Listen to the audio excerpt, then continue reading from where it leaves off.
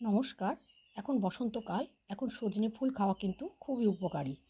আজ খুব সহজে কিভাবে সজনে ফুলের বড়া করা যায় সেই রেসিপি শেয়ার করছি।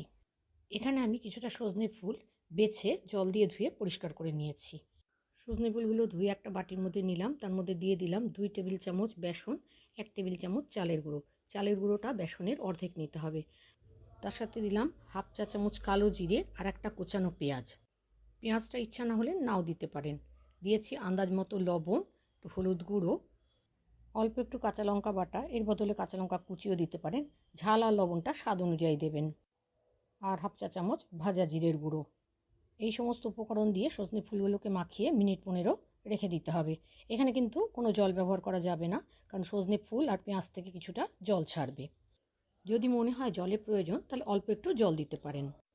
15 মিনিট বাদে বড়াগুলো ভেজে নেওয়ার জন্য গ্যাসে একটা কড়াই বসিয়ে আন্দাজ মতো সর্ষের তেল দিয়েছি। তেলটা গরম হলে চ্যাপ্টা আকারে গড়ে বড়াগুলো ছেড়ে দিলাম। গ্যাসের আঁচ মিডিয়ামে রেখে বড়াগুলো ভেজে নিতে হবে। এক পিঠ ভাজা হলে উল্টে দিলাম। একইভাবে অন্য পিঠও ভেজে নিতে হবে।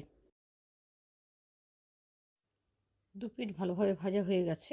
এবার এগুলোকে কড়াই থেকে তুলে নিলাম। এভাবে সমস্ত বড়াগুলোকে ভেজে নিয়েছি।